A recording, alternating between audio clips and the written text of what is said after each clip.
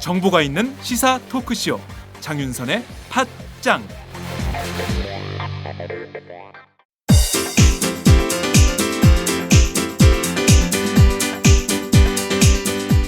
선배님, 문학을 잘 가르치는 대학이 따로 있을까요? 문학? 문학이면 서울디지털대학교 문해창작학과지. 왜요? 다른 학교랑 차이점이 있나요? 서울디지털대학교 문해창작학과는 순수 문학부터 드라마 작가, 라디오 작가, 영화 시나리오 작가까지 커리큘럼이 창작 중심이야. 그리고 책임 교수제를 도입해서 1대1로 학생을 지도하니까 학생들 실력이 성장할 수밖에 없지. 아, 그래서 문단에 데뷔한 사람들 중에서 서울 디지털대 문예창작과가 많군요. 그럼 문단에 데뷔하는 사람만 매해 10명이 넘어. 교수진 중에서 문예의 질을 직접 발행하는 사람이 5명이나 된대. 유명 작가들이 동아리 활동까지 같이 하면서 학생들 작품을 지도해 준다니까. 그렇구나. 그럼 입학 후에 내가 소설가가 될지 시인이 될지 드라마 작가가 될지 가능성을 알아볼 수 있겠네요. 지금이 입시 기간이죠? 아싸, 결정! 고마워요, 선배. 서울디지털대학교 문예창작학과 신입 편입생 모집 중.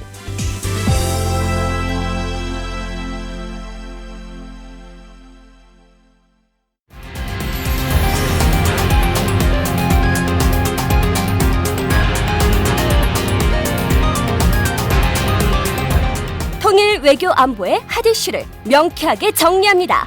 종창 토크 시즌 2. 한 주간의 외교 통일 안보 그리고 국제정치 이슈를 살펴보는 시간입니다. 오늘도 어김없이 김창수 코리아 연구원 원장님 나오셨습니다. 어서 오세요. 네, 안녕하십니까. 네. 매주 목요일만 되면은 여러분들에게 어떠한 내용으로 어떻게 낭낭한 목소리로 여러분들과 만날까 고민하고 있는, 그래서 오늘 또 어김없이 나왔습니다. 고민을 안고 나왔습니다. 네. 오늘 굉장히 말쑥한 차림이세요. 어디 토론회 가시는 것 같아. 눈치도 빠르셔. 네. 재킷을 이렇게 입으셨어요. 맨날 잠바떼기만 걸치고 다니다가 거의 아침에 졸린 눈으로 오다가 오늘은 네. 이렇게 굉장히 말쑥한 차림으로 해서 제가 보기에는 오전에 토론회가 있다. 이렇게 예측이 가능한 상황입니다. 자, 이혜영 한신대 국제관계학부 교수님 전화로 연결돼 있습니다. 교수님 안녕하세요. 안녕하세요. 이혜영입니다. 네, 예, 제가 지난 월요일 밤에 출발해서 어제 제가 동고차도에 다녀왔습니다. 예, 놀러 갔다고 생각하시죠? 아니, 지금이 12월이니까 요즘 물론 다행히 초겨울이 좀 따뜻하긴 한데 네. 그래도 동고차도는 날씨도 춥고 굉장히 고생스러웠을 것 같은데 네. 대단하십니다. 네, 동고차도에 작은 산이 있더라고요. 그 산에 산꼭대기에 움막을 짓고 세월호의 아버님들이 상하이 셀비지 바지선 제대로 세월호 인양 활동을 하고 있는지 감시하고 있는데 저희가 갔는데 재밌는 장면을 연출했어요. 왼쪽에 와이어를 내렸다가 갑자기 막 돌려가지고 오른쪽 와이어 한번 내려주고. 근데 그게 굉장히 오랜만에 있는 움직임이래요. 근데 와이어에 달려서 무슨 컨테이너 박스가 나온다거나 이런 건 전혀 없었고, 그런 막막한 바다에 계신 세월호 아버님들 뵙고 왔는데요. 정말 세월호 잊지 말고 다들 좀 생각을 해봤으면 좋겠다는 그런 생각이 드는 아침인 것 같습니다. 참 조중동 종편 위력이 세더라고요. 동거차도 들어가기도 되게 어렵거든요. 그러니까 그 날짜가 안 맞으면 한번 발이 묶이면 섬에서는 좀채로 빠져나오기도 어려운데 거기 전부 종편 하루 종일 틀어놓으시고 어르신들이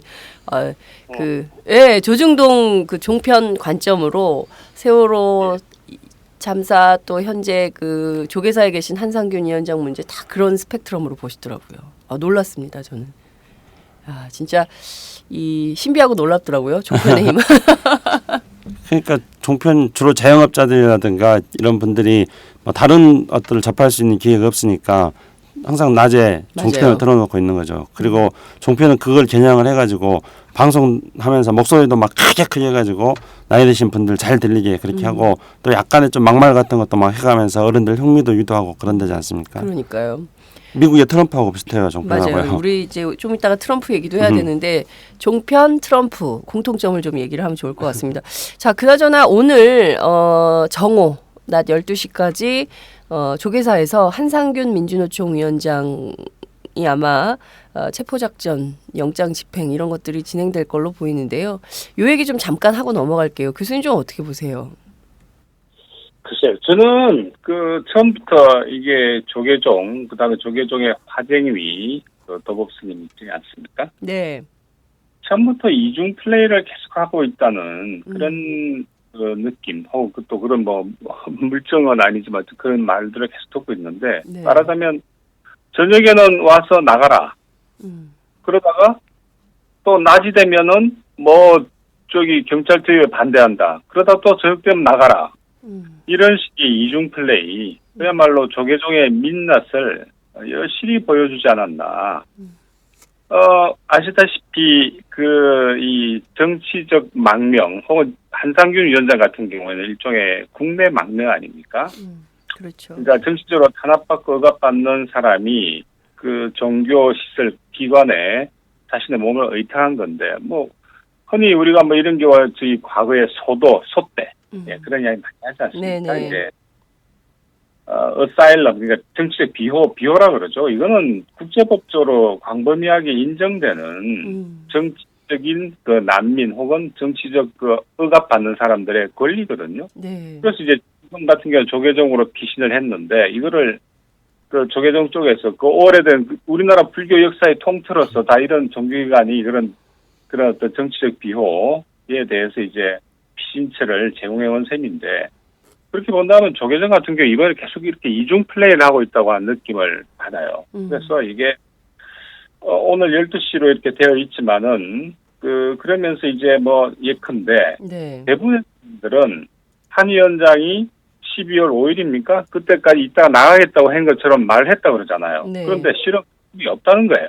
그렇습니다. 그거는 화정위 이야기였다는 거죠. 이중 플레이의 결과, 그렇게 본다면 사람들은 아니 말을 해놓고 약속을 안 지킨 사람으로 한 위원장을 그렇습니다. 몰아가고 있는 거. 특히 종편이 앞서 서고 있지 않습니까? 그렇습니다. 약속을 안 지킨 사람 이런 식으로 해서 대부분의 국민들은 아니 자기가 나간다고 해놓고 왜 안 나가냐. 저기 할 만큼 했다. 네. 이런 생각들. 그다음에 오늘도 12시까지 이따 그러니까 나가라는 거죠, 그냥. 그러니까. 이런 참 종교기관이 특히 우리 조계종이 우리나라 불교의 대표 얼굴인데 네. 이런 식의 이중 플레이를 하고 그다음에 이거를 또 조계종이 아니라 종편이 받아서 이거를 민주노총 죽이기 가장 앞장서고, 그러면서 국민 여론은 그게 또 질질 끌려다니는 네. 모양을 보이는 게 참 암울하다. 네. 저 그런 생각이 들어요. 네. 김창수 원장님은 어떻게 보세요? 우리 사회가 조금 더 한 단계 성숙해 나가려면은 저희가 여러 차례 강조하고 중요하게 생각하고 있는 게 있습니다. 그것은 어떤 다름을 인정하고 사회적 약자에 대해서 배려하는 사회의 문화를 만들어 나가는 것입니다. 그걸 우리는 보통 관용이라고 하지 않습니까? 근데 이렇게 우리가 관용을 통해서 사회적 성숙도를 높여 나가는데 우리가 권력을 가진 자들도 해야 되겠지만은 종교가 그런 역할을 해 나가야 된다는 것에 대해서 많은 사람들이 기대를 하고 있습니다. 이현 교수님께서도 말씀하셨지만은 예전에 무슨 사만시대라든가 그때 소도가 있어가지고 정치적으로 또 여러 가지 약자들 피해자들에 대해서 피신처를 제공해 주는 거는 원시 시대 그럴 때도 있었던 것이죠. 그리스 로마 시대에도 있었던 어떤 전통입니다. 그런데 지금 현재 이 노동법 문제를 가지고 집회와 시위의 문제를 가지고 정부가 민주노총 한상균 위원장을 지금 체포하려고 하지 않습니까? 그럼 한상균 위원장이 체포가 되면은 정치적으로 큰 피해를 받는 것, 탄압을 받는 것은 불보듯 명확한 겁니다. 이런 게 예상되는 상황에서 이런 어떤 정치적인 피신처로서 종교기관을 선택할 수 있다고 생각합니다. 그런데 이 종교기관을 선택한 정치적 피해자에 대해서 종교기관에서 어떤 보호하거나 피신처를 제공해주거나 이걸 통해 가지고 사회적 관용의 폭을 넓혀 나가는 것은 마땅히 해야 될 일이라고 생각합니다만은 그런 일이 이루어지지 않는 점에 대해서 우리가 과거에 무슨 사만 시대보다도 더 못한 그런 사회적인 상황을 지금 만들어가고 있는가 하는 대단히 큰 안타까운 마음이 듭니다. 네. 1987년 유월항쟁의 성지는 명동성당이지 않았습니까? 명동성당에서 상당히 많은 사람들이 들어가서 투쟁을 하고 그것이 결국엔 국제사회에 울림을 주고 이랬던 걸로 기억합니다. 그때와 비교하면 오히려 후퇴했어요. 상당히. 그렇기도 하고 그리고 또 말씀하신 것처럼 동국대 사태가 굉장히 심각하거든요. 그리고 이런 문제들의 정점에 자승원장이 있는 걸로 알고 있는데 그 문제를 좀 일부 좀 감추려고 하는 측면이 있다. 동국대 사태를. 그래서 한상균 위원장을 받고 들어온 다음에 이렇게 흔들기를 하고 있는 거다. 화쟁이를 중심으로. 이런 이야기들이 이제 저희들 취재하며 그런 얘기가 나오고 있는데요. 오늘 아침 조선일보 일면 톱기사가 아주 주목을 받습니다. 한상균 위원장 사태를 푸는 스님의 한수. 그래서 자승원장 사진을 엄청나게 크게 실었어요. 그래서 참 이게 조중동 종편 그리고 권력자들 그리고 공권력 그리고 결국에는 스님까지도 이렇게 한 덩어리가 돼서 사회적 약자 고통받는 민주노총 위원장을 이렇게 몰고 있는 게 아닌가라는 생각이 좀 드는데요. 특히 신도들이 와가지고 막 옷을 막 찢었다고 하지 않습니까? 그때 저희가 이제 인터뷰를 통해서 말씀을 드렸는데 한상균 위원장께서 직접 말씀을 하셨어요. 화쟁이하고 직접 나가는 시간을 못 박은 바 없다. 그래서 6시간 정도 시간을 주지 않았냐라고 했을 때 그 얘기를 전면 부인을 하셨고 그리고 또 신도들이 특히 여신도들이 와서 옷을 찢어서 속옷만 남기고 다 옷을 찢어갔답니다. 굉장히 상당한 모욕감을 느끼셨을 것 같은데. 이게 이 조계사하고의 어떤 뭐랄까 이게 그거 뭐 미락이 나오던 어떤 내락 그런 거 없이 신도들이 이렇게 움직일 수가 없다는 거죠. 조계사 거기도 엄연히 어떤 질서가 있는 네. 조계종이라고 우리나라 사찰이 그야말로 조계종의 대표 사찰인데 네. 거기서 신도들이 마음대로 그렇게 하는 건 아니라는 거죠. 누군가의 지시를 받고 신도들이 네. 한상균 위원장 모욕 주기를 했을 가능성이 있다. 그렇죠. 그렇지 않으면은 신도들이 그냥 난입을 해가지고 그러니까 묵인이 없이는 그렇게 네. 할 수가 없다 하는 네. 게 그 어떤 불교를 잘하는 내부자들의 시선인 것 같습니다. 네. 김창수 원장님 한때 조계종에 몸담은 적 있으시지 않습니까? 개인의 사생활을 또 너무 잘하시네. 뭐 좀 일을 하셨잖아요. 예. 조계종 내부를 누구보다도 잘 아실 것 같은데 이런 경우 신도들이 이렇게 자발적으로 가서 한 위원장 모욕 주기를 할 수 있는 겁니까? 아니면 누군가의 지시를 받고 했을까요? 글쎄 그것까지는 제가 구체적으로 할 수는 없습니다만 우선 눈에 띄는 거는 신도회 자체가 이번 상황에 대해서 굉장히 부정적으로 바라봤을 소지가 있는 거죠. 그리고 그런 것들에 대한 어떤 암묵적 공감대 같은 것들은 분명히 있었을 거라고 생각합니다. 그리고 또 다른 한편에서는 조계종에 근무하는 직원들 있지 않습니까? 네. 신문을 보니까 또 텔레비전 어제 잠깐 보니까 직원들은 또 200여 명이 나와가지고 그 경찰의 이른바 첨법영장 집행을 또 막으려고 하다가 또 충돌도 있었고 막 그랬던데요. 그러니까 조계종의 신도회가 바라보는 이번 사태에 대한 시각이 신도회에서 한상균 위원장 모욕주기 형태로 나타났다. 이 점은 부인할 수 없을 것 같고 또 조계종 내에서 근무하는 일반 일종의 행정직 직원들은 어떤 조계종이 공권력에 의해서 침탈 당하는 것을 또 참을 수 없었다는 것. 이런 양면성들이 불교계 내에 존재할 거라고 생각합니다. 네, 그렇군요. 하나 분명한 것은 언론이나 공권력이 끊임없이 한상균 위원장을 약속을 안 지키는 사람, 그리고 나쁜 사람, 그리고 저 사람은 그래서 쫓겨내야 되는 사람, 이런 프레임을 만들고 있다는 점인 것 같습니다. 저희 팟짱을 듣는 애청자들께서는 이런 프레임에 속지 말고 팟짱을 통해서 진실 보도를 반드시 접하시기 바랍니다. 이런 깨알 정보. 그리고 깨알 한상균 홍보. 위원장 같은 경우는 이 한상균 위원장 민주노총 위원장 되자마자 팟짱에 출연하지 않았습니까? 그럼요. 제일 첫 번째 출연하셨죠. 그렇죠. 예. 그것도 그것뿐만이 아닙니다. 네. 또 출연해가지고 그 다음에 또 제가 바로 출연 대기 중이었습니다. 그래서 제가 만나가지고 같이 사진도 같이 찍지 않았습니까? 맞아요. 예. 여하튼 저희도 민주노총 조합원이거든요. 사실 이 문제들에 대해서는 정말 노동법, 박근혜 대통령 노동개혁 법안이라고 주장을 하지만 사실 하나하나 살펴보면 근로기준법, 파견법 어느 것 하나 친노동자 정책이라고 할 수 없습니다. 그것을 전체 노동자의 삶을 책임지고 있는 노조의 위원장이 그렇게 말도 안 되는 법안들에 동의해 줄 수 없는 이런 사정도 반드시 고려해야 된다, 이런 말씀을 좀 드리고 싶습니다. 대한민국은 왜 되찾고 싶었던 나라에서 떠나고 싶은 나라가 된 것일까? 대한민국은 왜 헬조선이란 말이 유행하는 나라가 된 걸까? 대한민국은 왜 국정교과서 체제로 퇴행하고 있는 것일까? 한국 현대사의 진실과 화해를 위해 노력해온 비판적 사회학자 김동춘 교수의 새 저서 대한민국은 왜에서 그 답을 찾아보십시오.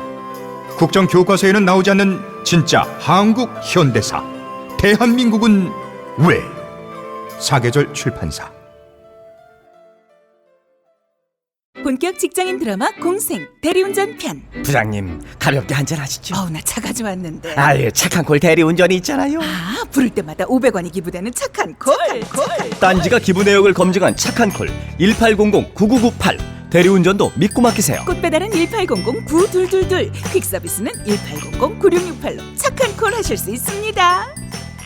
꽃배달은 1800-9222. 퀵서비스는 1800-9668입니다. 자, 이어서 박근혜 대통령 얘기를 좀 해볼게요. 박근혜 대통령이 국무회의에서 한 발언이 희화화되고 있어요. 무슨 말씀을 하셨냐면 우리나라가 테러 방지를 하기 위해서 기본적인 법 체계조차 갖추지 못하고 있다는 것을 전 세계가 안다. 더 심각한 것은 IS가 알아버렸다. 그런데 이런 상황에서도 지금 천하태평으로 법을 통과시키지 않고 있을 수 있겠습니까? 이런 경로를 하셨어요. 그런데 이걸 가지고 여러 패러디가 지금 나오고 있습니다. 독재방지법이 없어가지고 독재가 마음대로 지금 판치고 있다, 이런 얘기들도 나오고 있고 그런데요. 자, 우선 이 발언을 좀 저희가 해석을 좀 해봐야 될 것 같습니다. 우선 지성의 상징 이혜영 교수님께서 먼저 좀 설명을 좀 해주세요. 글쎄요, 모든 분들이 그런 말씀 하시던데, 그러면 IS가 우리나라에 테러 방지법이 없다는 것을 알고 있다고 그랬는데, 그걸 IS가 알고 있는 건 대통령이 또 어떻게 알았는지. 그러니까 이게 대단한 정보 아닙니까? 대단한 내부 정보를 지금 우리 대한민국이 테러 방지법이 없는데도 네. 그 정보를 입수했다는 거 아니에요. 네. 대통령의 그 발언이라고 하는 건 고도로 조율되고 네. 어떤 근거 없이 함부로 나오는 거 아니지 않습니까? 네. 그러면 테러 방지법 없이도 그 IS 지도부의 가장 내밀한 정보조차 이미 다 알고 있는 거예요. 네. 그거를 이제 그렇죠. 국민들 앞에서 아주 네. 자신 있게 대통령이 말씀을 하셨고, 그러니까 IS도 우리나라에 테러 방지법이 없다는 거 알고 있는데 너네들은 뭐 하냐 하고 국회에다가 네. 이거 보면 우리나라는 멀리 이야기할 것도 없이 3권 분립이 되어 있는 나라인데 네. 대통령 행정부의 수반이지 국회의장이 아니잖아요. 때문에 국회에다가 물론 집권당 여당을 통해 가지고 어떤 법을 요청할 수 있는 건 당연한 대통령의 권리죠. 그런데 그걸 넘어서서 네네. 국회 입법부 위에 군림하는 그래서 야단치고 국회를 네. 입법부는 동시에 어떻게 보면 어떤 우리 국민들의 사실은 목소리를 대변한 선출된 권력 아닙니까? 네. 대통령도 선출됐고 국회도 선출된 권력이에요. 근데 여기에 대해서 마치 동등한 지위에 있는 선출된 권력인 대통령이 함부로 국회에 대해서 이래라 저래라 하는 거는 상권 분립, 즉 헌법의 지지에 맞지도 않고 초헌법적 발상 내지 어떤 요즘에 에티튜드다. 에티튜드. 예. 네, 에티튜드다 이렇게 네. 저는 보고 있고, 아무튼 저는 놀랐어요. 우리나라 정보기관, 대통령의 보관 정보기관이 그 실력이 네. 아예 가장 깊숙한 정보조차도 이미 알고 있구나. 그러니까요. 대단한 실력이죠. 네. 그런 뭐가 아쉬워서 또 테러 방지법 즉 국정원 중심의 네. 각종 그 테러 방지법을 왜 요구하고 있는 건지 참으로 이해하기 어렵다. 네. 그런 판단이 들어요. 그러니까요. 교수님 굉장히 중요한 지적을 해주셨어요. IS가 알고 있다는 것을 박근혜 대통령은 어떻게 알았을까? 그렇죠? 그러니까 IS하고 지금 현재 굉장히 밀접한 관계가 있거나 IS 내부의 정보에 대해서 지금 소상히 파악하고 있는 어떤 그 딥스로 이런 게 있다고 추측할 수 있는 거잖아요 지금. 근데 박근혜 대통령이 IS와 혹시 내통하고 있다 이런 걸로 봐도 되는 겁니까? 어떻게 되는 겁니까? 예? 그거는 분명한 것 같아요. 네. 우선 박근혜 대통령이 지금 실제로 IS하고 어떤 소통을 하고 있는지는 모르겠습니다만은 네. 최소한 IS에게 끊임없이 어떤 메시지를 주고 있어요 지금. 그렇군요. 가만히 있는 그러니까 IS는 뭐 한국에 대해서 물론 그 십자군 뭐 62개 국가의 한국 명단도 올려놨습니다만은 근데 박근혜 대통령이 끊임없이 IS를 향해서 메시지를 던지고 있습니다. 그래서 IS에게 나 좀 봐주세요, 뭐 이러는 것 같아요. 그러니까 지난번에는 우리 그 시민들을 IS에 비교하지 않았습니까? 그렇습니다. 그래서 그게 미국 또 언론에 나가지고 세상에 대통령이 자기 나라 국민들을 테러리스트하고 비교한다. 그래가지고 우리가 국제사회에서 개망신을 당하지 않았습니까? 그렇습니다. 그럼 이거는 이제 IS가 다 알게 되는 거죠. 그래서 IS가 알게 되는 거예요. 그렇죠. 박근혜 대통령 발언 때문에. 그러니까 박근혜 대통령은 이런 메시지를 던져가지고 IS하고 끊임없이 관심 끌기를 하고 있는 겁니다. 그리고 이번에도 또 IS가 우리나라의 테러 방지법이 없다는 걸 알아버렸다. 이런 것들을 함으로써 뭔가 IS하고의 어떤 소통을 위한 메시지를 계속 던지고 있는 것 같아요. 그 박근혜 대통령이 도대체 무슨 의도로 이렇게 IS에게 메시지를 계속 던지고 있는지 잘 모르겠습니다. 그러니까요. 박근혜 대통령 국무회에서만 이런 얘기를 하신 게 아니에요. 지금 IS를 굉장히 러블리하게 보시는 것 같아. 왜냐하면 지난번에 그 11월 14일 집회 때도 이제 그 비유를 하셨지만 새누리당 지도부하고 7일에도 회동을 하셨잖아요. 이 자리에서 또 이런 얘기를 한 거예요. 테러가 날이 갈수록 잔인해지고 있는데 지난 14년간 이 법이 통과가 안 됐다. 대한민국이라는 나라는 기본적인 테러 방지법조차 그러니까 테러 방지법은 기본적으로 깔아줘야 되는데 그게 없다는 게 알려졌고 대한민국이 테러를 감행하기에 만만한 나라가 됐다. 이런 발언을 또 하시거든요. 그러니까 말씀하신 대로 IS 나 좀 봐줘. 관심 끌기를 계속하는 거예요. 이 의도가 뭘까요? 교수님 어떻게 보십니까? 글쎄요, 뭐 테러 방지법의 핵심이 이제 국정원의 권력 권한을 강화시키는 거고 동시에 그 사이버 공간, 이게 좀 치명적인 문제 아닙니까? 네. 사이버 공간, 사이버 테러라는 개념을 도입해가지고 사이버 공간에서의 국정원의 활동, 이제 권한을 강화하자는 게 사실은 그 골격인데 네. 그렇게 된다면은 오프라인에서 예를 들어 실제로 뭐 공항이나 항만 이런 데서 이제 뭐 그 감시 기능 이건 뭐 어느 나라는 다 하는 거니까 그런데 이제는 그 사이버 공간에서의 사이버 테러라는 개념을 도입을 해가지고 우리 시민들의 일상적인 자유권을 국정원이 감시하고 또 국정원의 관할 아래에 두겠다는 이런 의도이기 때문에 기본적으로 이 테러 방지법은 그 취지 자체가 좀 이렇게 좀 아주 그 구리죠. 쉽게 말해서. 그렇기 때문에 이거는 또 여기에 대해서 야당이 별 생각 없이 뭐 그럽시다 이런 식으로 부하 내동하고 있다고 하는 거는 더욱더 한심한 노릇입니다. 네. 그래서 아니 정말로 야당이 여기에 대해서 그렇게 부하 내동을 하고 있다고 하는 거는 아니 테러 방지법 같은 경우에 예를 2000대 초에 그 열린우리당 시절입니까? 네. 그때 튀어나왔다가 그 집권 여당이 열린우리당 내부에서 비토당한 그 법률 아닙니까? 그렇습니다. 그런데 이거를 지금 10수년 만에 다시 부활시켜가지고 이번에 또 그 당시 이제 그 여당이 지금은 야당이죠. 새정년이 거기에서 또 같이 동의하고 나섰다고 하는 건 더욱더 난감하고 한심한 일이죠. 네. 지금 그 당이 전반적으로 정신이 없어요. 그래서 지금 보면 그 국회 정보위 안에 그 상임위원들은 반대하고 있고, 상임위원들 그리고 특히 이제 법안 소위에서는 이 법안의 성안조차 되지 않았기 때문에 이거는 말도 안 되는 거다. 안 자체가 없기 때문에 안 된다 이렇게 막고 있고 또 원내대표는 2+2 또 3+3 회동에서 이거 하겠다라고 덜컥 또 합의하고 그래서 내부가 지금 그 질서 정연하지가 않아요. 그래서 그건 저희가 사실관계를 제가 짚어주고 이렇게 짚어드리고 넘어가도록 하겠습니다.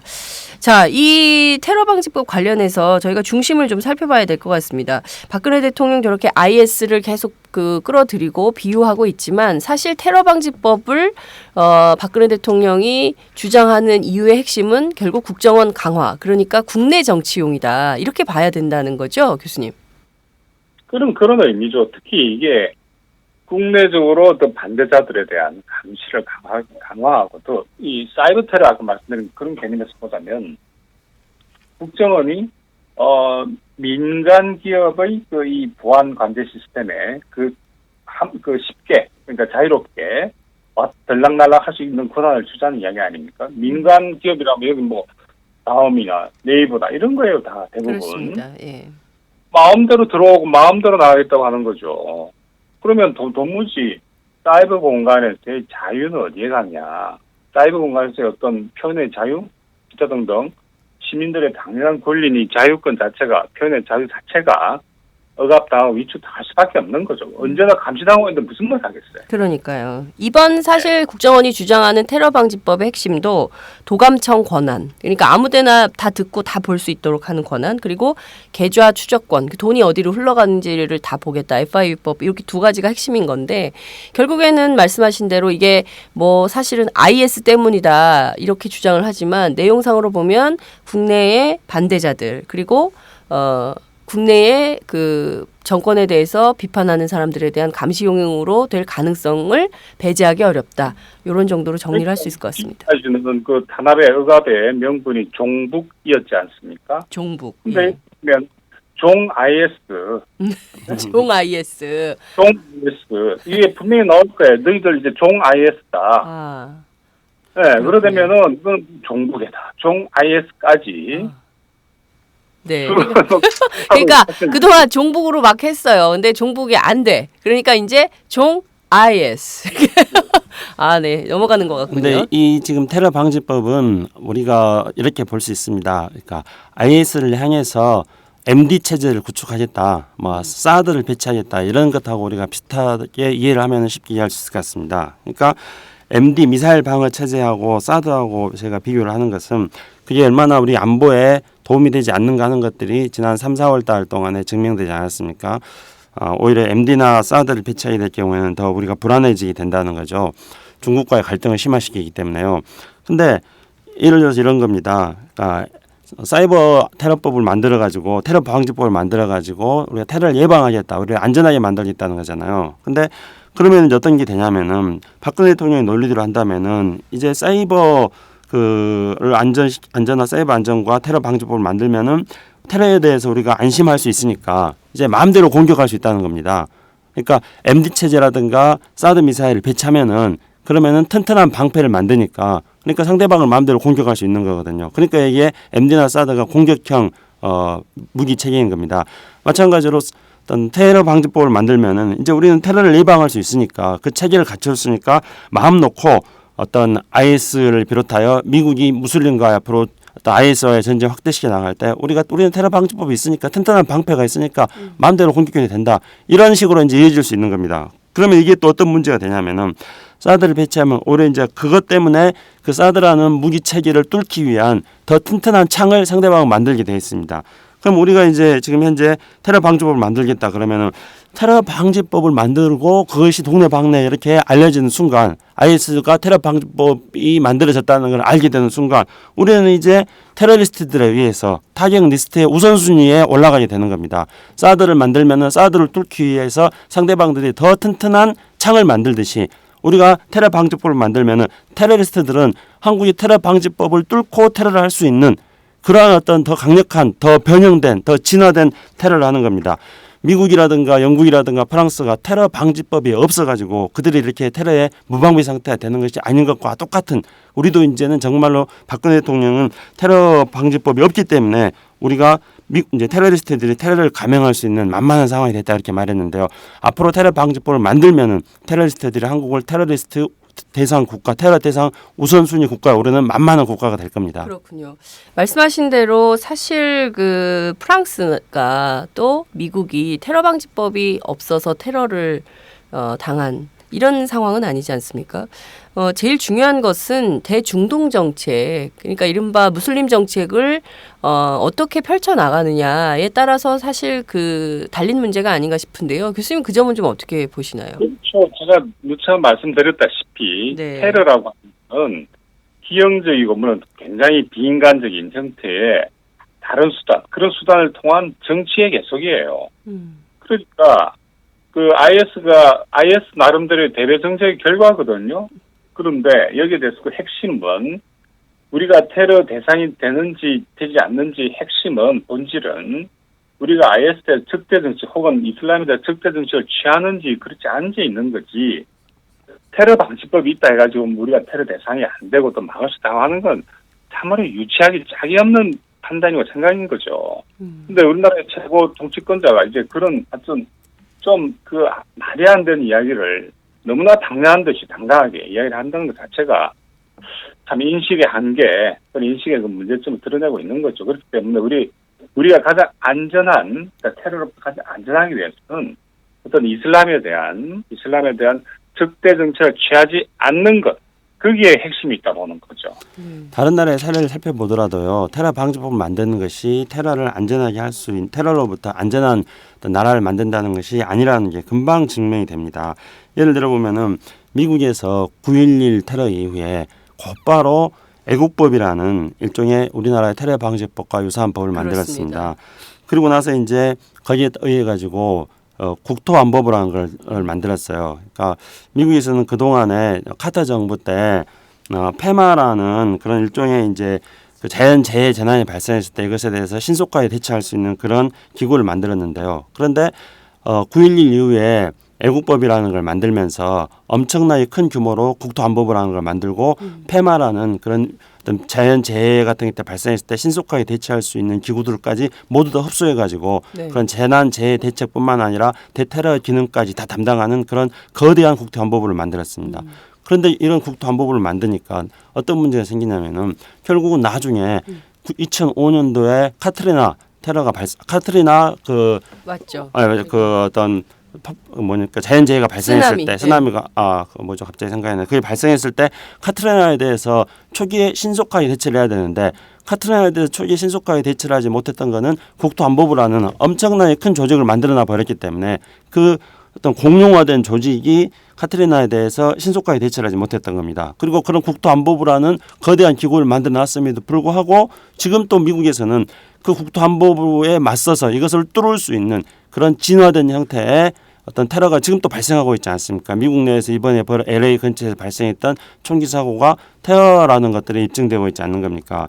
실질적으로 그러나 또 한편으로 우리가 봐야 될 거는 미국에서 이런 애국법을 만들 때도 애국법 위에서 대테러 기능들이 미국의 CIA가 대테러 기능들을 담당해서는 안 된다고 했던 거예요. 왜냐하면은 CIA가 대테러 기능을 담당할 때는 그렇지 않아도 CIA의 기능이 강한데 CIA가 대테러 기능이라는 것들을 명목으로 해가지고 국민들에 대한 통제와 감시를 더 무소불위로 하는 그런 괴물이 될 수 있기 때문에 CIA에다가 그 권한을 주지 않았습니다. 그리고 또한 그때 애국법을 통해 가지고 이런 어떤 그 정보 감시 사찰 이런 것들을 조금 용이하게 했던 거였죠. 테러 방지를 하기 위해서요. 그랬더니 그것이 국민들의 기본권을 엄청나게 침해하는 거예요. 그래가지고 작년인가 미국에서 그 자유법을 다시 만들었어요. 그렇죠. 그래서 테러법에 의해 가지고 어떤 국민들에 대해서 기본권을 무제한적으로 침입하는 것들이 정말 심각한 문제가 있다는 걸 알고 이제는 그렇게 무제한적으로 국민들의 기본권을 침해하는 것을 방지하는 자유법을 다시 만들었거든요. 그러면 우리는 미국에서 지난 10년간에 이런 일이 진행됐다는 것들을 뻔히 알고 있는데도 불구하고 우리는 국가정보원의 기능을 강화시키고 국민들의 기본권을 침해시키는 이런 법을 지금 만들려고 하고 있는 겁니다. 어리석은 일이죠. 그러니까요. 말씀하신 대로 미국이 지나온 과거 역사만 보더라도 그것은 충분히 반면교사로 우리 정부가 참고할 만한 자료임에도 불구하고 또 미국하고 우리는 테러가 발생한 것도 아니고 우리는 9.11을 겪은 것도 아니거든요. 그리고 사실 우리는 중동하고 굉장히 멀리 있는 나라이기 때문에 특별하게 이렇게 관심이 없어요. 무슬림이 많은 나라도 아니고. 중동에서 우리에 대해서 관심이 그러니까 박근혜 대통령이 지금 자꾸 관심을 유발시키고 있는데 이런 관심 말고요. 제가 이제 중동 전문가들하고 쭉 이야기를 들어보니까요. IS 사람들도 한국을 되게 좋아한대요. IS가? 네, IS도 한류 때문에요. 한류. 그러니까 IS라는 게 그냥 저런 그 중동 쪽에 살고 있는 사람들뿐만 아니라 또 전 세계의 젊은이들이 그럼요. 또 모여서 네. IS에 지금 가지 않습니까? 그래가지고 IS 내부에서도 대장금 드라마도 보고요. K-팝도 즐기고. 예, 그러면서 한국을 굉장히 좋아한다는 거예요. 그러니까 우리가 이 점에 있어서는 우리의 문화적인 힘에 가지고 중동 정책을 펼치는데 우리는 굉장히 유리한 자산을 가지고 있는 겁니다. 근데 우리는 이렇게 유리한 지금 위치에 있는데도 불구하고 자꾸 박근혜 대통령께서 테러리스트들의 관심을 자꾸 끌려는 그런 행동을 함으로써 오히려 우리가 더 위험해질 수 있는 거죠. 근데 뭐 그럴 수 있을 것 같아요. 테러리스트라 하더라도 하루 종일 테러는 할 수 없을 거 아니에요. 테러하다가 좀 쉴 때 K-팝 음악 듣고 또 대장금 드라마도 보고. 한국 음식 맛있겠다 이런 생각도 하고. 그럴수록 이제 그건 한국에 대해서 네. 좋은 이미지를 가지게 그래. 되는 거예요. 한국은 참 괜찮은 나라다, 좋은 나라다 이런 생각을 하게 되는 건데 자꾸 그런 좋은 관심을 가지고 있는 것들을 한국에 대해서 부정적인 어떤 관심을 가지게끔 지금 유도하고 있는 측면이 있다는 거죠. 그러니까요. 박근혜 대통령이 이 방송을 꼭 좀 들으셨으면 좋겠어요. 국정원 직원 여러분 꼭 전달해 주시기 바랍니다. 이런 얘기를 한류, 대장금 드라마도 보고 K-팝도 즐긴다는데 좋은 감정 갖고 있는데 괜히 나쁜 감정을 불러일으킬 필요는 없잖아요. 그러니까 좀 그런 점들을 좀 잘 헤아려 주시면 좋겠다 이런 말씀을 좀 드리고 싶고요.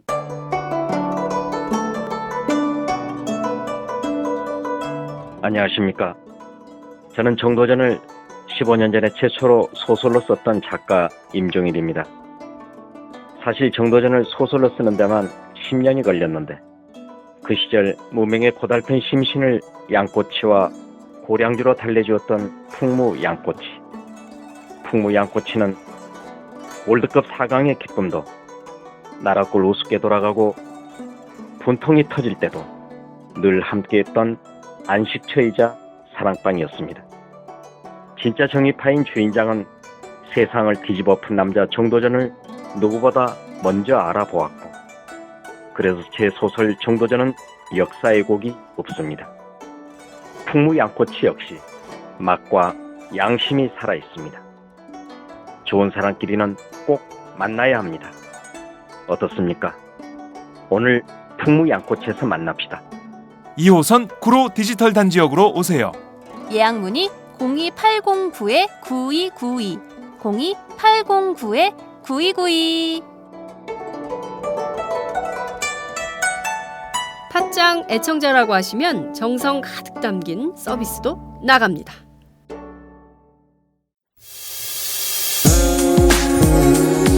안녕하세요. 과메기가 생각나는 계절이 되었습니다. 비린내 나지 않고 믿을 수 있는 과메기를 드시고 싶으시죠? 딴지일보 기자가 구룡포 현장으로 찾아와 생산에서 포장, 맛까지 검증한 참 좋은 과메기를 권해드리고 싶습니다. 인터넷으로 참 좋은 과메기를 검색해주세요. 정말 맛있습니다.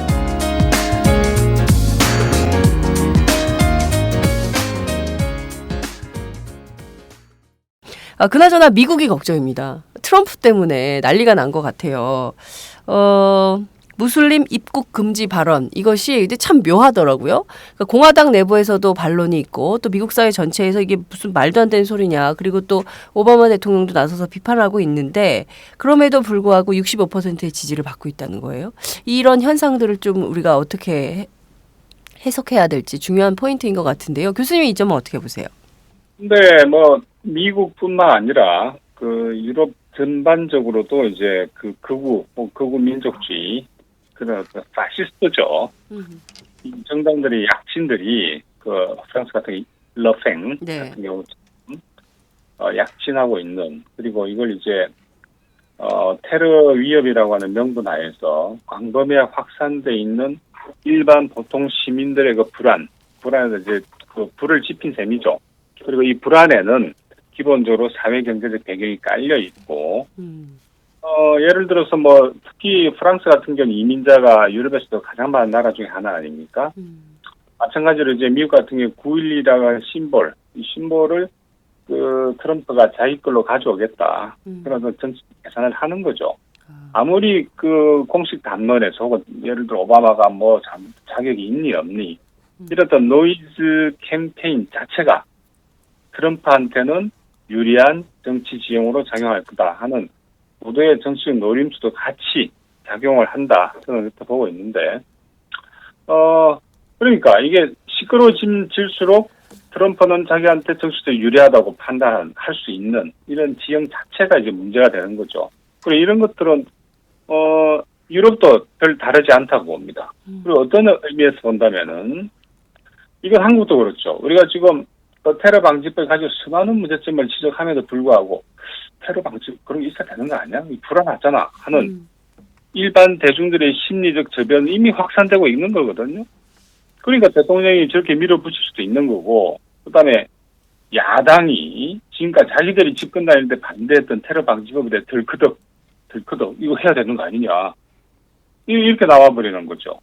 그렇기 때문에 이 테러라고 하는 구체적 혹은 이 잠재적 위협에 대해서 전 세계 시민들이 가지고 있는 이 불안을 정치적으로 번역해서 그걸 자기 정치적 자산으로 이용해 먹으려고 하는 그런 정치 세력이 있는 한 이런 흐름들은 바뀌지 않을 거다. 근데 하필이면 미국에서는 트럼프가 용감하게도 이거를 노골적으로 자기 정치적인 어떤 동원 기반으로 이용해 먹고 있다. 그리고 그런 이용해 먹고 있는 그런 사례 중에 하나이다. 그리고 이런 사례들은 전 세계적 특히 유럽에서, 프랑스에서, 혹은 덴마크에서 이제 마구잡이로 이제 확산되고 있는 거죠. 그렇군요. 참 안타까운 어떤 흐름이 아니냐 이런 생각입니다. 지금 전 세계가 교수님 말씀대로 참 극우화되고 있습니다. 그래서 일본은 아베 정권이 지금 벌써 계속 극우적인 행보를 계속하고 있지 않습니까? 미국에서는 지금 트럼프가 그렇게 하고 있고요. 프랑스에서는 지금 르펜이 지금 이번에 프랑스 선거에서 또 뭐 차기 대선을 2017년에 프랑스 대선에 있습니다만 그때 대선 유력한 후보로 지금 부상하고 있고 르펜은 완전히 극우주의자인데요. 한국에서도 자꾸 지금 한국 사회 분위기 자체가 이 정부가 지금 한국 사회를 지금 자꾸 그런 어떤 극우적으로 지금 한국 사회를 이끌어가고 있지 않습니까? 근데 현재 미국에서 트럼프 현상이 나는 거는 이제 언론을 통해서 노이즈 마케팅이다 이혜영 교수님께서 말씀하셨는데요. 저는 실제로 그런 측면이 굉장히 강한데 왜냐하면 트럼프는 언론사를 소유하고 있고 그리고 TV쇼 같은데 토크쇼 같은 데서 나가서 어떻게 해야지 대중들의 관심을 끄는지를 잘 알고 그 속성을 알고 있습니다. 그래서 트럼프는 이렇게 막 시끄럽게 떠드는 이유는 뭐냐면은 자기가 개가 되겠다는 거예요.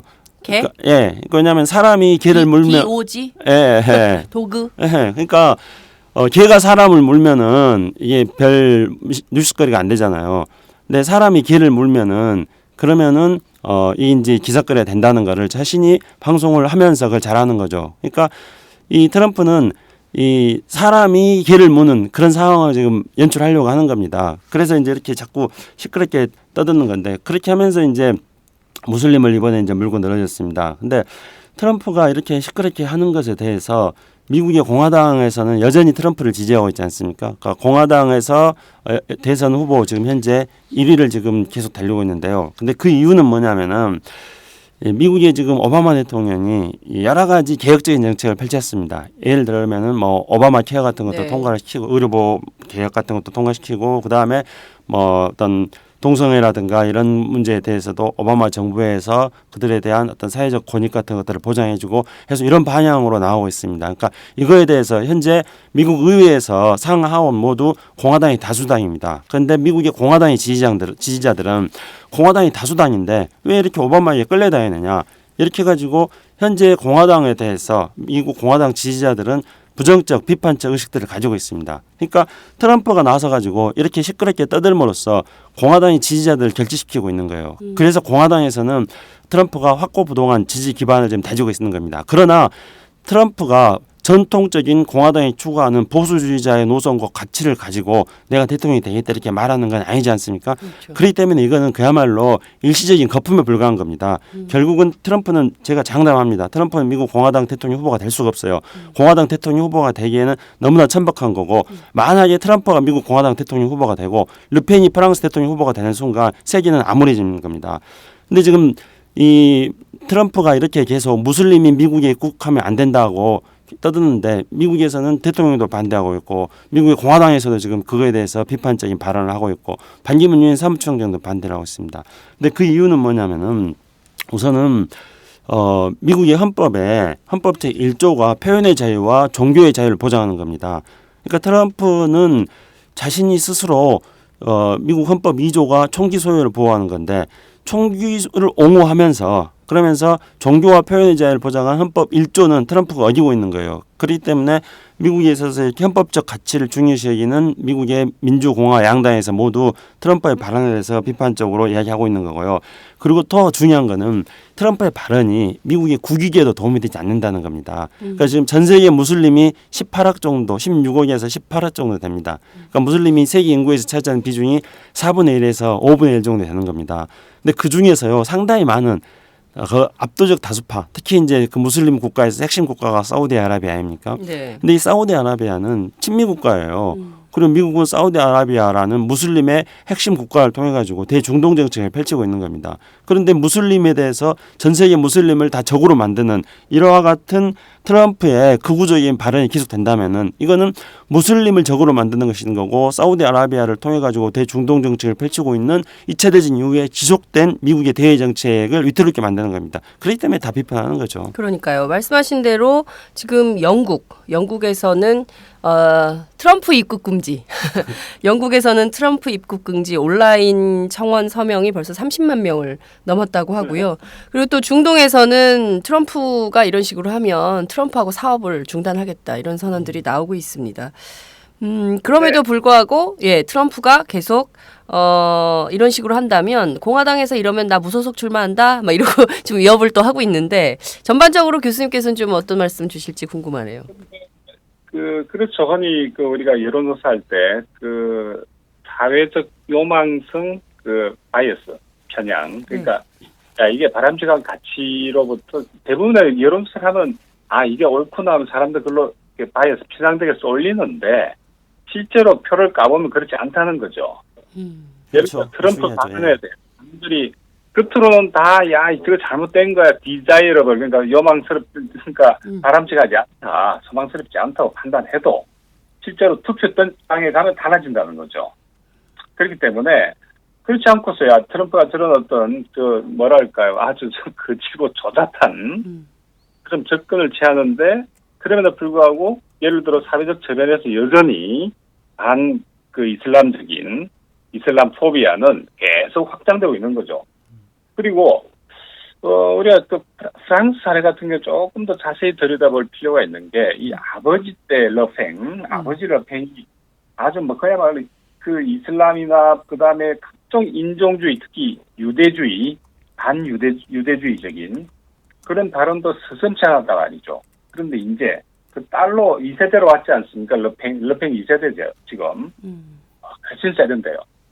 그렇게 조잡스러운 반유대주의라고 하는 유럽 문명이 어떻게 보면 성감대 같은 건데 그거 건들면 안 됩니다. 어떤 경우에도. 주류가 되기 위해서 절대 반유대주의 이렇게 하면 안 돼요. 그걸 건든 순간 이미 주류가 되기를 포기했다는 이야기거든요. 그런데 이제 러팽 딸로 와서는 그 말 안 합니다, 이제는. 훨씬 세련되고 또 그다음에 각종 이민 정책에서 이거 갈라치기 좋은 이민도 있고 나쁜 이민도 있고 이런 식으로 그다음에 유대주의 발언 아예 하지도 않고 그러면서 프랑스의 그랑제골이라고 있지 않습니까? 최고의 엘리트 집단들을 포섭에 이렇게 끌어들이는 거예요.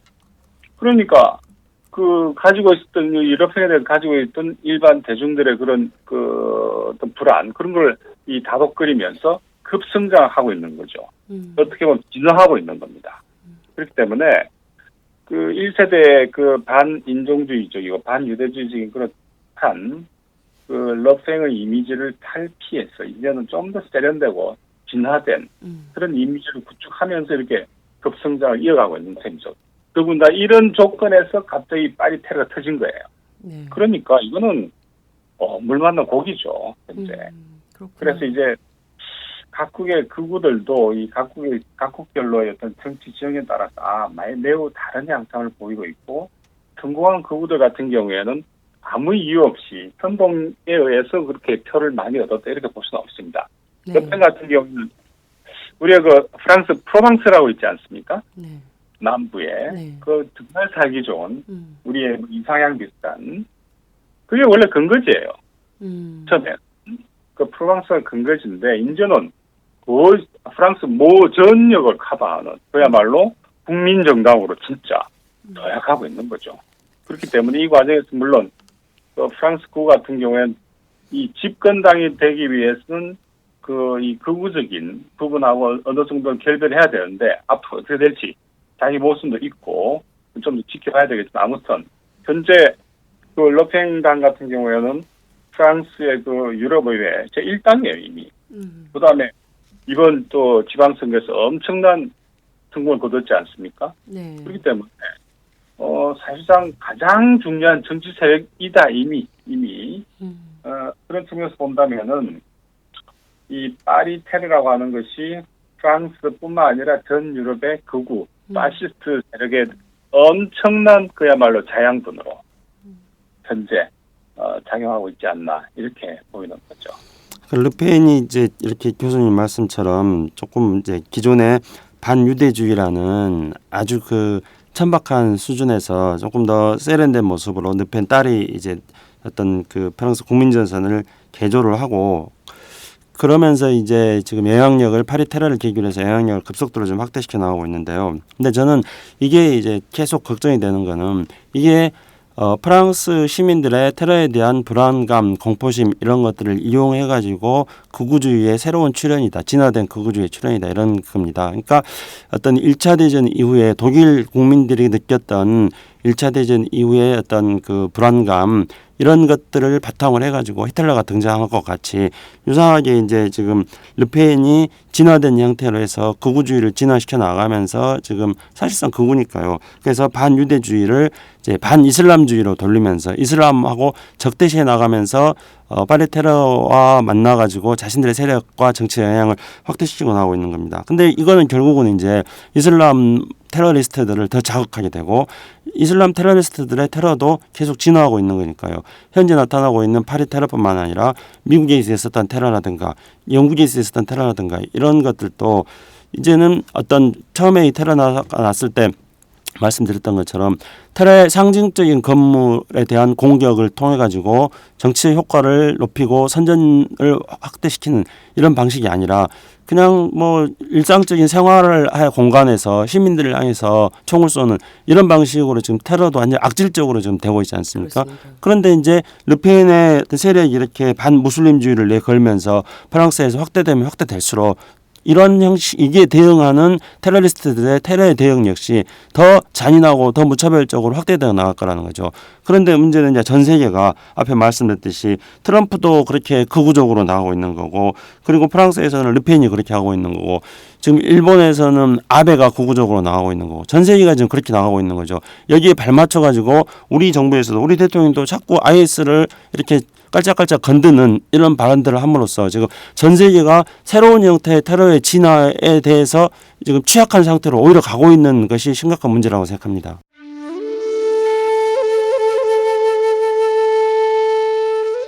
영한네이처의 마카 산삼.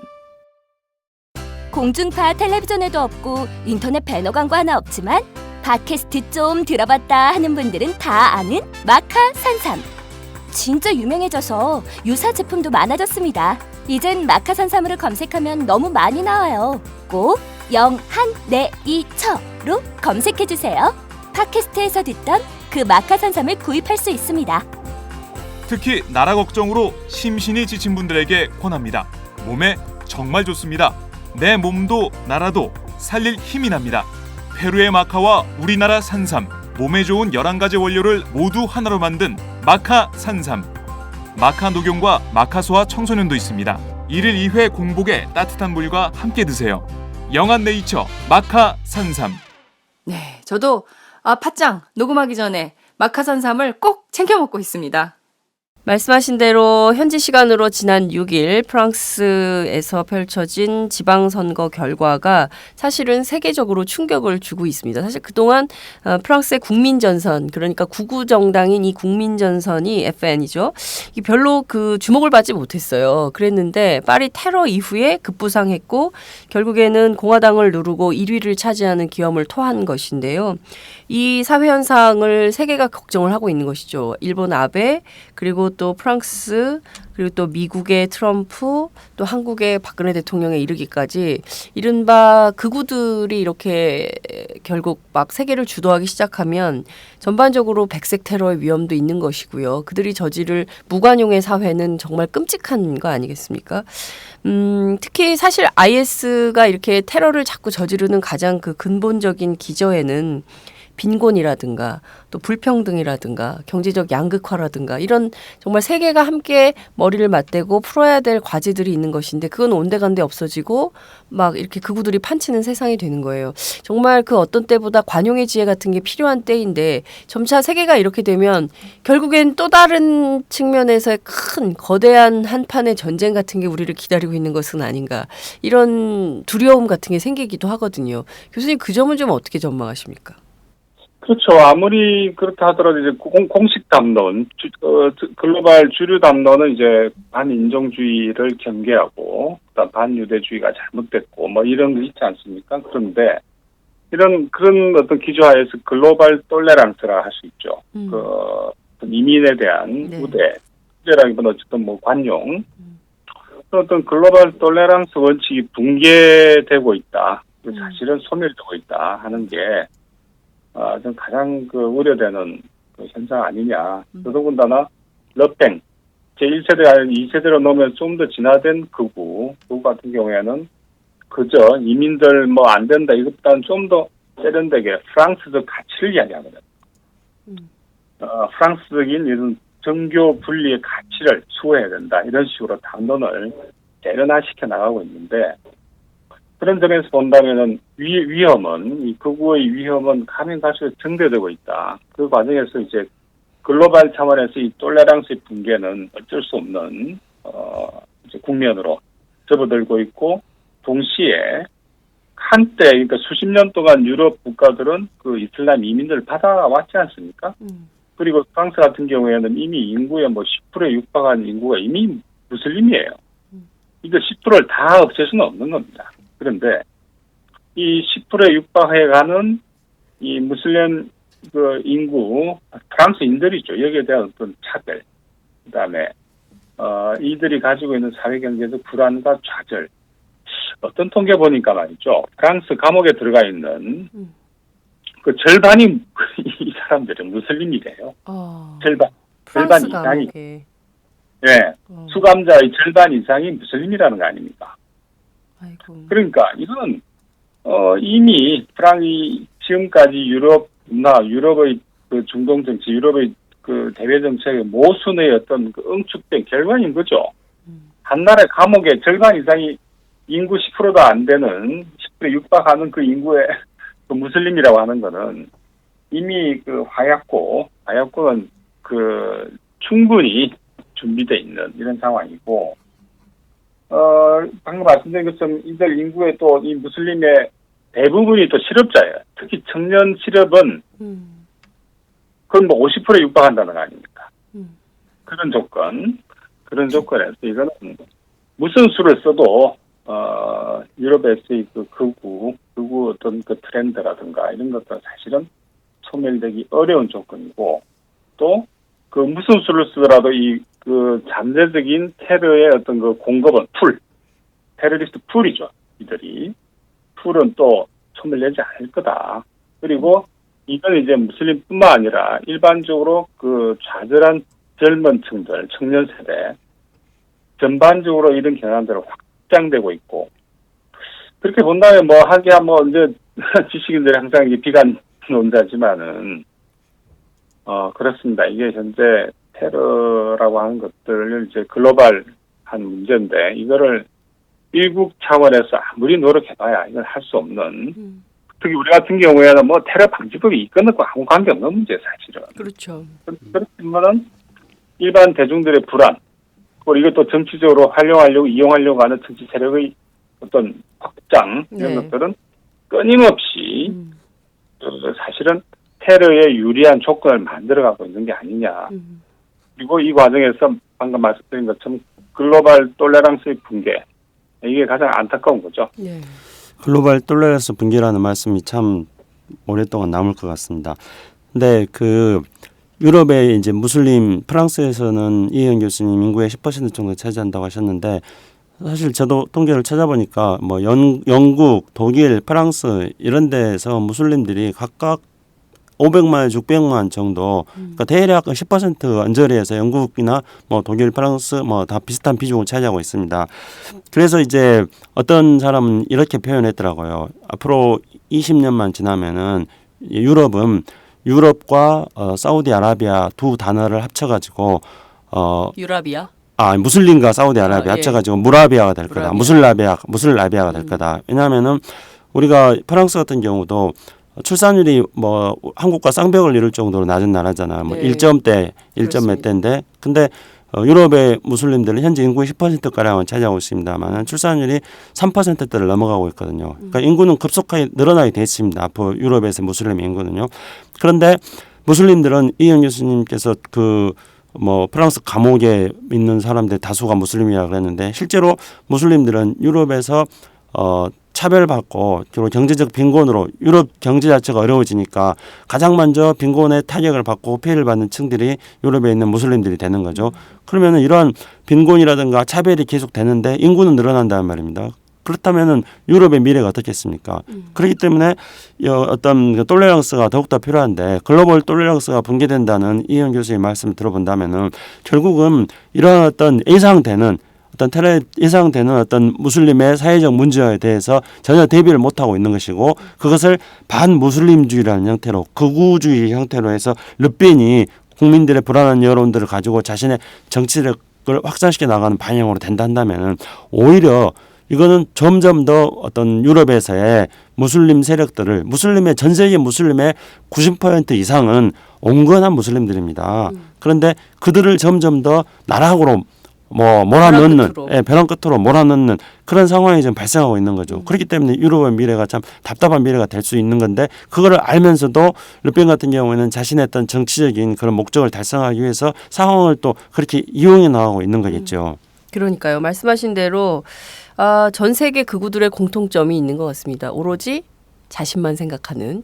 그래서 이런 문제들이 사실 생각해 보면 우리도 진화된 극우 말씀을 하셨지만 진화된 보수가 집권하고 있는 거거든요. 그러니까 이명박 정부 때 뉴라이트라는 새로운 세력이 형성되지 않았습니까? 이를테면 과거의 보수는 인터넷도 모르는 보수였거든요. 그리고 굉장히 촌스러웠어요. 낡아있고.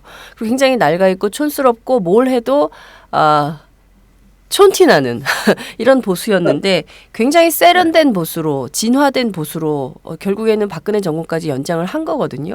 그러니까 그 점에 대해서 반대로 보면 낡은 진보라는 개념으로 한국의 진보 그리고 한국의 진보 정치 세력들이 폄훼되고 있는 상황이기도 합니다. 그러니까 이것을 좀 깨려면 새로운 진보의 노력, 진보의 가치 이런 것들을 발굴해야 되는 것들이 좀 필요한데 여전히 한국 사회 그런 게 좀 요원하다. 저는 이제 그렇게 보이는데요. 그런 문제들을 좀 해결하기 위한 공동의 노력 이런 것들도 좀 필요할 것 같다는 생각이 좀 듭니다. 그렇죠. 네, 말 자체가 그러니까 낡은 진보 혹은 늙은 진보라는 말 자체가 형용 모순이죠. 어떻게 진보가 낡고 늙을 수가 있습니까? 그런데 현실은 그렇지가 않고 그렇기 때문에 새로운 어떤 진보적 어젠다를 발굴해서 이거를 확장시켜 이거는 이미 오래전 하던 이야기고 맞아요. 이거 자체가 그 흘러간 옛 노래가 돼버린 맞아요. 이런 근데 그에 반해서 이제 한국의 보수조차도 일종의 사상 투쟁을 하는 거 아닙니까? 네. 그람시를 인용을 해요. 그람시를. 한국의 보수가.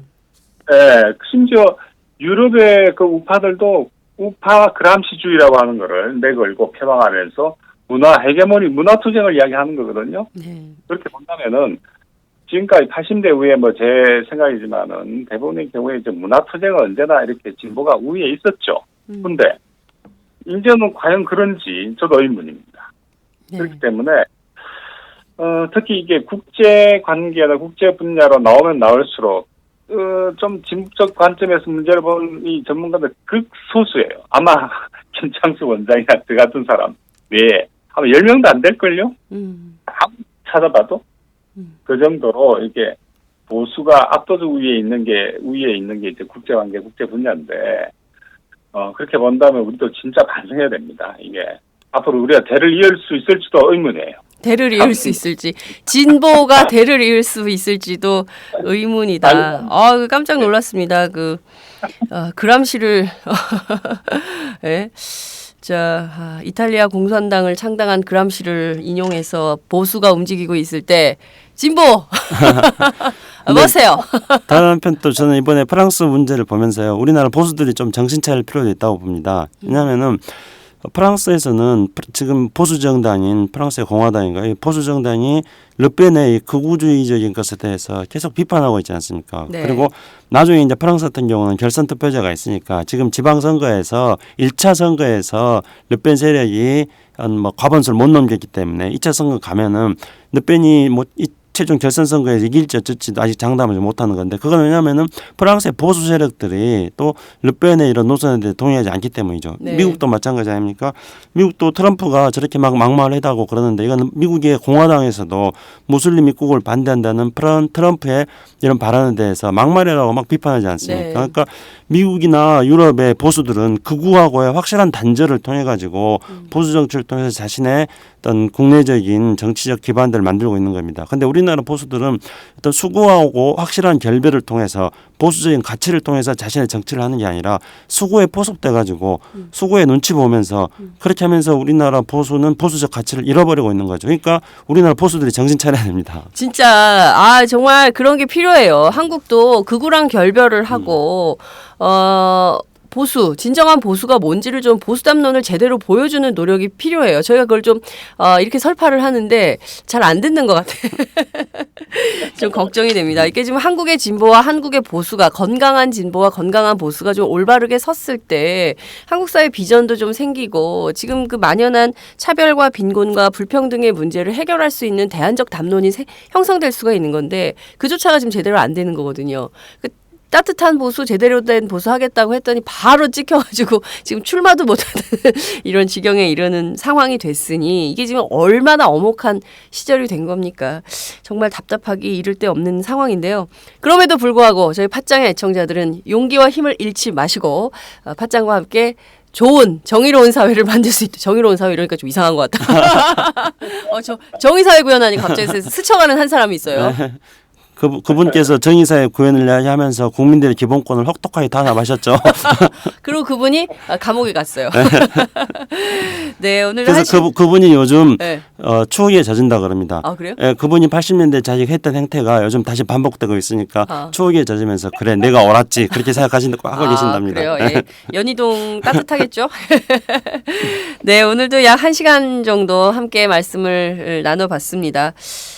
테러 방지법이 있으면 테러가 없고, 테러 방지법이 없으면 테러가 발생하는 그런 것은 아니라는 정도는 우리 국민 모두가 알고 있습니다.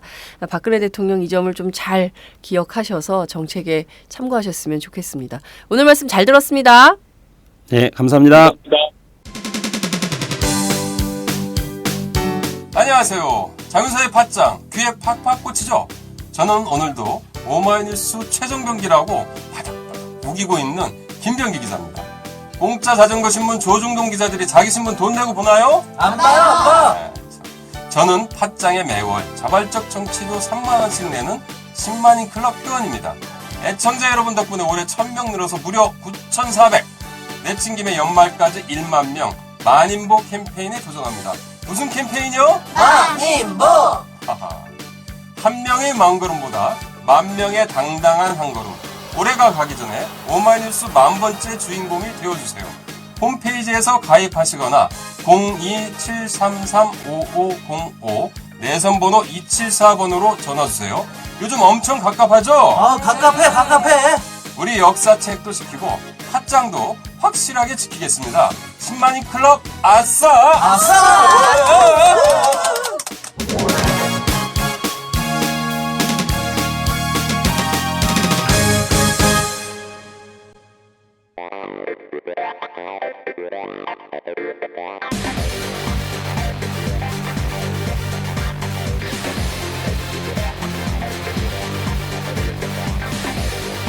정보가 있는 시사 토크쇼 장윤선의 팟짱.